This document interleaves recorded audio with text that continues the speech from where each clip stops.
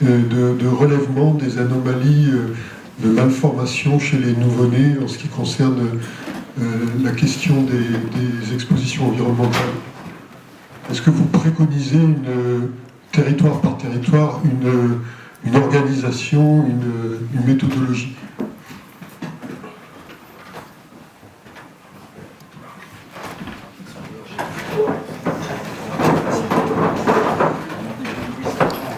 Alors, donc moi je l'ai dit déjà, qu'il n'y ait pas de confusion, je suis sociologue, je ne suis pas médecin, ni épidémiologiste. Pour l'instant, il y a alors c'est pas fermé si je comprends, mais là je vais me tourner vers Maître Lafort pour qu'il puisse préciser, mais il y a 4 grosses familles de pathologies qui sont, je parle pour la reconnaissance au fond, qui sont identifiées. Il y a l'hypospadias, malformation de la verge, il y a les fentes labiales, les troubles du développement, et le 4e, c'est les leucémies, les cancers du sang. Donc déjà, j'ai envie de dire, donc nous, en tant que sociologue avec mon collègue, on s'est rapproché du CHU d'Amiens, qui a mis en place voilà, et qui lui fait passer un questionnaire à toutes les personnes qui passent dans les services de pédiatrie de l'hôpital pour essayer de repérer des gens, pour les adresser à une consultation spécialisée où ils pourraient être ensuite évalués, et ça permet d'alimenter la reconnaissance et d'alimenter éventuellement des enquêtes plus épidémiologiques, pour compter les gens. Je ne peux pas vous en dire beaucoup plus, sachant que ces questionnaires de repérage parfois sont limités aussi, c'est-à-dire que des médecins doivent arbitrer entre pouvoir faire en sorte que tout le monde y réponde facilement et que ça ne prenne pas du temps à l'équipe de soins de le faire passer, et en même temps, si vous avez compris la complexité des expositions, les questionnaires de repérage, ils peuvent avoir des trous dans la raquette aussi, quoi. Voilà. Donc, moi, ce que je préconiserais, c'est plutôt systématiquement, dès que vous avez connaissance, vous, dans les antennes départementales de l'association de cas comme cela, d'encourager les familles de se rapprocher des associations et des avocats et des médecins concernés. Alors, là pareil, j'ai pas fait mon terrain, il est tout frais, mais ce que j'ai compris, c'est qu'à Amiens, il y a une consultation spécialisée qui est au CHU dans le cadre des centres régionaux de reconnaissance, des centres régionaux de pathologie professionnelle environnementale. J'hésite parce qu'ils ont changé de nom il n'y a pas longtemps. Donc si vous êtes un habitant des Hauts-de-France et que vous appelez Amiens, vous allez très vite avoir une consultation, il n'y a pas de problème. Mais j'ai eu plusieurs personnes qui m'ont raconté que quand ils appellent le CHU dans d'autres régions et qu'ils essayent d'avoir un rendez-vous, on leur dit non, c'est que pour les adultes. Donc il y a tout un travail, si vous voulez, c'est-à-dire que même le corps médical et même ceux qui sont censés s'occuper de ça ne savent pas qu'ils doivent s'en occuper. Voilà. Donc là, il y a un vrai travail d'information, de sensibilisation et même de pression, j'ai envie de dire, parce que, et c'est pas forcément de la mauvaise volonté, même vous avez les services médicaux, l'hôpital il est sinistré, on leur donne des tâches en plus, ils sont pas très proactifs pour aller chercher des tâches en plus, même s'ils peuvent être très favorables à ce genre de démarche. Je sais pas si je réponds à votre question. Peut-être petit complément. Alors, je vais pas répondre en fait, mais je rebondis plus sur ce que vient de dire Giovanni. Sur les victimes professionnelles, tous ceux dont j'ai parlé tout à l'heure, aujourd'hui il y en a le rapport d'INSERM 2021 qui complète celui de 2013.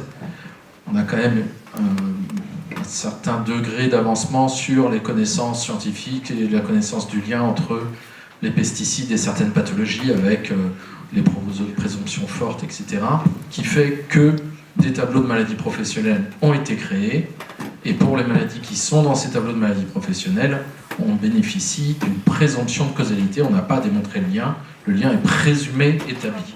Donc ça c'est très important, et ça concerne alors le sulfocarbonisme, des maladies psychiatriques, même liées au sulfure de carbone, ça c'était très ancien, des expositions à l'arsenic avec certaines pathologies urinaires et autres, et surtout Parkinson le tableau créé en 2012, le lymphome créé en 2015, en 2019 complété avec les leucémies, myélome multiple, etc. On avait tous les produits contenant du benzène, donc c'était le tableau 19 avec les hémopathies, et puis plus récemment, en 2021, le cancer de la prostate.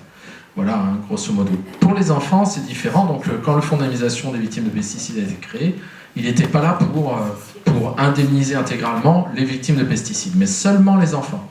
Les enfants, là, on a une réparation du préjudice subi par les enfants si on démontre un lien de causalité. Ce lien de causalité, alors c'est dans le cadre de l'indemnisation. En fait, on peut considérer que le lien de causalité est plus ou moins présumé. On en est au tout début pour les 4 maladies qu'a évoqué Giovanni.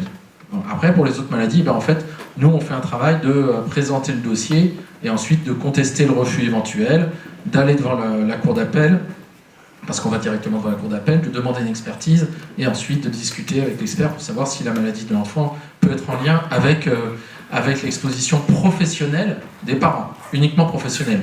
Donc vous voyez que c'est très limité. Pour le moment, Giovanni parlait d'une vingtaine de dossiers. En fait, nous, on a 4 ou 5 dossiers en cours au cabinet. On a obtenu, je pense, la première prise en charge d'un enfant, ou la première ou deuxième, prise en charge d'un enfant qui est malheureusement décédé d'une leucémie, hein. Sauf que le fonds d'indemnisation a oublié, dans l'offre d'indemnisation, de prévoir une indemnisation du préjudice subi par l'enfant. Il n'a proposé qu'une offre d'indemnisation aux parents, juste oublié que l'enfant avait pu subir un préjudice entre l'âge de 0, d'1 an et de 12 ans, date de son décès. Donc vous voyez qu'on en est, quand je dis on en est au tout début, c'est que vraiment il y a du chemin à faire. Voilà, et puis pour les autres dossiers, le lien de causalité est discuté parce que ce n'est pas une des pathologies qui figurent dans cet arrêté de juillet 2022, sauf erreur de ma part.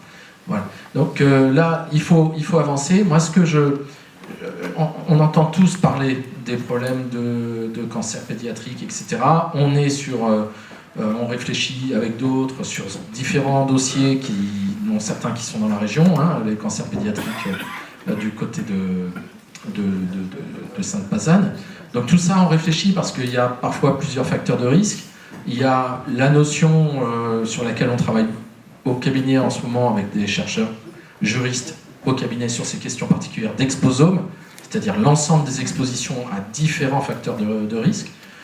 Il faut pas trop, à mon sens, et je crois que c'était le sens aussi du propos de Giovanni, mais il ne faut pas trop se perdre dans des études épidémiologiques au long cours globales, etc., qui ne vont pas mener à grand-chose, parce que l'objectif de ces études-là, c'est plutôt de taire le lien que d'établir.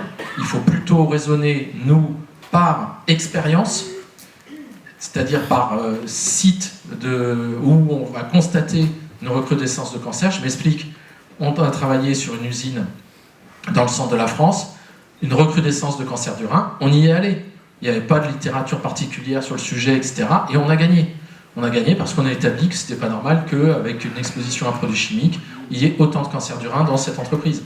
De la même façon, là, on est sur l'oxyde d'éthylène, qui est un produit utilisé pour stériliser des masques dans une entreprise à Annonay. On a agi pour les salariés. On s'est rendu compte, en discutant avec des salariés qui sont principalement des femmes, que leurs enfants sont, pour beaucoup d'entre eux, atteints de pathologies rares, dont on peut suspecter le lien avec l'oxyde d'éthylène. Et l'oxyde d'éthylène fait partie de la grande catégorie des pesticides biocides. Donc on a, ça c'est tout nouveau, on va déposer, ou on a déposé, sur les 2 mois qui s'écoulent, on aura déposé 10 dossiers d'enfants atteints de malformations de testicules notamment, des doigts de pied qui n'avaient pas la naissance, d'autisme, de troubles très importants du développement, c'est-à-dire des enfants en fauteuil roulant, etc., des leucémies, mais c'est assez glaçant, hein. Et donc on a décidé d'engager ces dossiers devant le fonds d'indemnisation des victimes de pesticides parce que c'est une exposition professionnelle à des pesticides. Voilà. Donc on va essayer de faire avancer les choses comme ça, et j'espère que, parce que ce fonds, s'il a été créé juste pour un effet d'annonce, voilà quoi, il faut qu'il serve à quelque chose. Et notamment, moi je suis d'accord avec Giovanni, les enfants, on sait que des enfants sont nés avec des problèmes médicaux liés l'expédition professionnelle de leurs parents aux pesticides, donc il faut y aller, quoi. Il faut avancer et faire avancer les choses. Alors, une ou plusieurs questions. Vous avez des... Alors, le micro est là-bas, il va arriver ici. Oui, allez-y. Oui, je suis André Boudin. Je suis paysan autodidacte passionné de recherche. Donc, moi, c'est simplement un témoignage que je vais apporter. Dans les années 70, je me suis investi à fond dans le système intensif, dans lequel j'y croyais beaucoup. Au bout de 5 ans, j'ai vu que j'étais sur un mauvais chemin. J'avais des ennuis sanitaires sur mes animaux, mes cultures que je n'avais plus à résoudre. Au bout de 7 ans, j'ai pris un virage à 180 degrés, où j'ai mis en pratique le savoir-faire que mon père m'avait transmis. J'ai commencé par exclure les techniciens et les coopératives. Et comme je vous l'ai dit, comme je ne suis pas plus vieux, passionné de recherche, j'ai mis au point des techniques qui m'ont permis de me sortir totalement du système, de devenir autonome, plus de maladie sur mes animaux. Un revenu de 46% de plus qu'en intensif en dividende. La ferme était référencée par Chambre d'agriculture, la DRAF, enfin, etc., par les institutions, parce qu'en intensif aussi, ce que je n'ai pas dit, elle était en référence. Et je suis arrivé à une économie de 70% d'heures de tracteur. L'ensemble de mes résultats techno-économiques étaient tous supérieurs à la moyenne de l'intensif, pardon. Et il s'appelle visible sur un site que j'ai qui s'appelle Alizé Environnement. Donc ce que je veux dire, on peut se passer totalement de pesticides. Oui. Alors, on peut avoir une ou plusieurs autres interventions et ensuite les intervenants vont vous répondre. Donc c'est Jean-Claude Cogrel qui voulait poser une question. Merci Gilles. Moi, je vais poser une question à Catherine. J'ai l'avantage d'avoir regardé l'intervention que vous avez faite à Béton sur Internet. D'abord un constat, parce que j'ai travaillé comme technicien dans l'agriculture. Les agriculteurs, ils doivent déclarer leur plan d'épandage de lisier, de fumier, etc. Mais ils ne déclarent pas leur plan d'épandage de pesticides. Donc voilà, on pourrait avoir un cahier d'épandage, mais on n'est pas prêt de l'avoir. Ce matin, il y a eu des interventions sur l'évolution de l'agriculture vers le salariat. Alors ça m'étonne.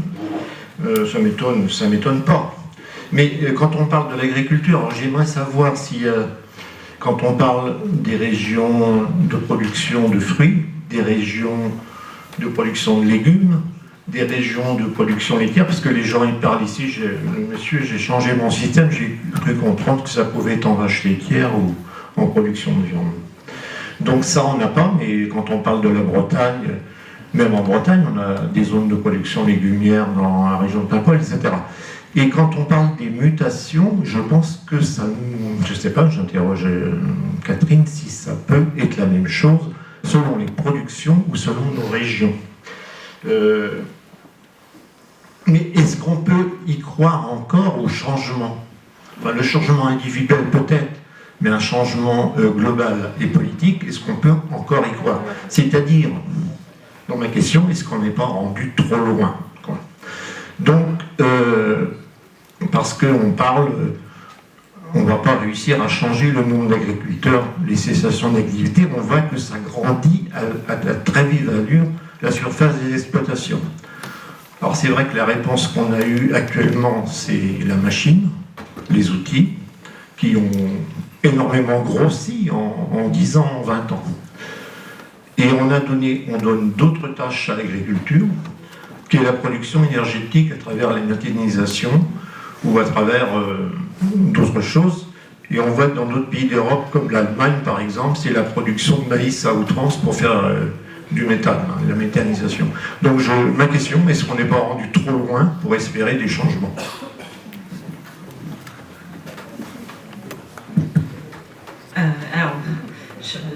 La question étant très complexe et très prospective finalement. On ne peut pas apporter de réponse complètement tranchée. Déjà quelques éléments de précision. Effectivement, il est intéressant de se souvenir qu'une des conséquences de ce grand train de la modernisation a été de spécialiser les régions. Chacune dans une ou deux productions pour lesquelles elle était plus spécifiquement rentable en fait.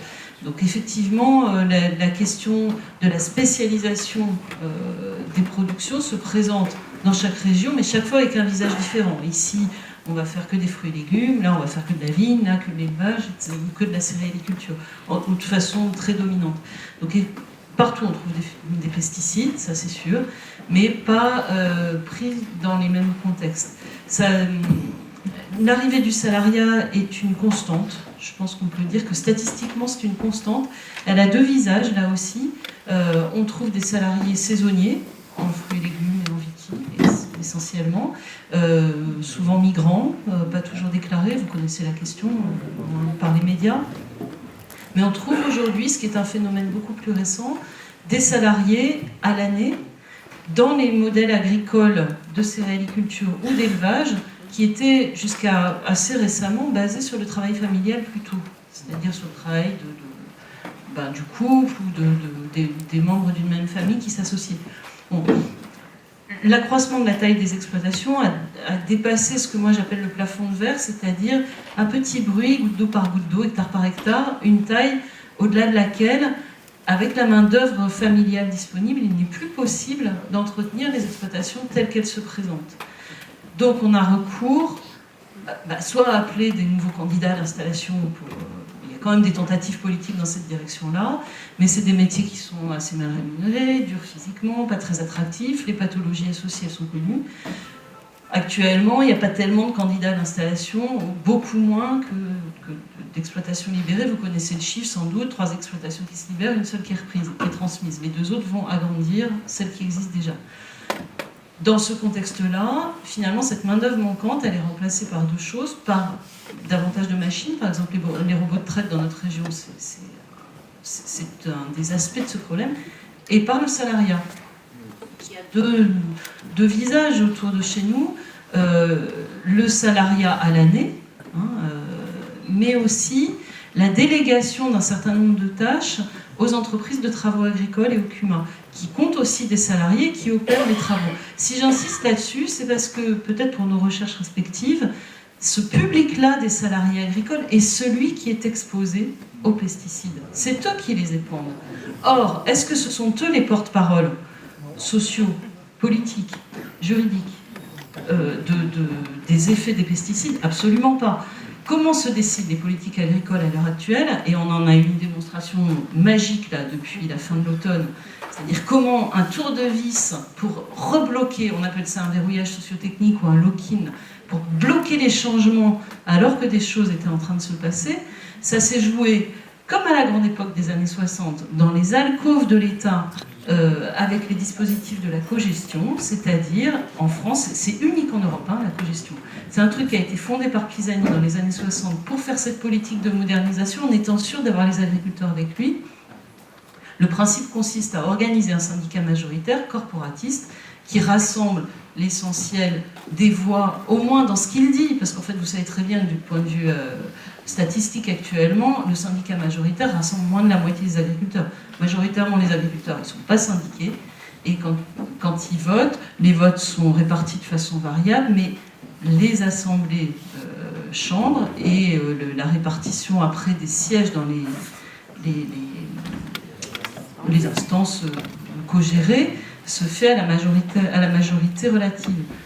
C'est-à-dire ils attrapent la moitié des sièges, le syndicat dominant attrape la moitié des sièges, et l'autre moitié des sièges est répartie entre tous les syndicats, dont ce syndicat-là. Donc on arrive à avoir 2 tiers ou 3 quarts des sièges avec une minorité de voix. Voilà, bon. C'est comme ça que ça se décide. Donc cette cogestion-là, elle est faite de porte-parole syndicaux élus, qui sont des élites qui se reproduisent par cooptation, par reproduction finalement d'un dispositif dominant, et qui sont les propriétaires de ces grandes exploitations, qui sont les employeurs de ces salariés. eux, ce qui les intéresse, c'est d'empocher les dividendes finalement de ce travail. Donc c'est d'abord une question finalement de prolétarisation, je n'ai pas peur d'employer le terme, c'est-à-dire de réorganisation de la main-d'œuvre agricole, de traiter cette question des pesticides. Alors est-ce qu'on est en situation de changement à l'heure actuelle? Effectivement, on a eu affaire là très récemment à ce verrouillage. Interpréter la manière dont l'avenir va se jouer à l'heure actuelle est délicat, parce qu'on ne sait pas comment les choses vont s'orienter. Mais je peux au moins décrire comment les choses se présentent. On est, qu'on le veuille ou non, en ce moment, en situation de révolution. C'est-à-dire que les changements ont lieu très vite, dans un contexte d'incertitude très marqué. On n'a pas les solutions, mais tout ce qu'on sait, c'est que ce qui marchait jusqu'à présent ne fonctionne plus. Voilà. Et que si ça continue, si ce système-là ne change pas, il s'écroulera de lui-même. Bon, on n'a pas le scénario de ce qui en sortira. À partir de là, les voies d'avenir, ça peut être un scénario d'effondrement, hein, ça fait partie des choses qui font partie du récit collectif, des hypothèses qui sont maniées par les uns et les autres. Mais il y a aussi un autre scénario qui consiste à imaginer que ce corporatisme implose, c'est-à-dire meurt de l'absence d'élite. C'est-à-dire que ces élites, elles sont quand même très peu nombreuses, elles ont du pouvoir actuellement, mais elles peinent à se reproduire. C'est-à-dire qu'elles peinent à trouver des candidats, des gens qui sont présents, elles sont connues, etc. Donc c'est possible que ça s'use, ce truc-là. Ce qu'il se passe autour est assez passionnant. C'est-à-dire que les gens qui s'installent en agriculture à l'heure actuelle, ils ont envie d'autre chose. Il y a à peu près la moitié des installés qui ont envie d'autre chose. Un des modèles, c'est ma dernière phrase pour notre région, qu'on voit, qui est étudié aussi par notamment les jeunes sociologues à l'heure actuelle, c'est des gens qui essaient de s'installer en groupe, pas du tout familial, entre copains. Souvent, ils sont ingénieurs agro, ils sont assez formés, etc. Et ils proposent de reprendre ces grandes fermes qui manquent de main-d'œuvre à plusieurs pour y redévelopper des ateliers un peu multifonctionnels. Vous en avez vu, vous en connaissez peut-être autour de vous. C'est une voie d'avenir possible aussi. Moi, je le ferme pas là.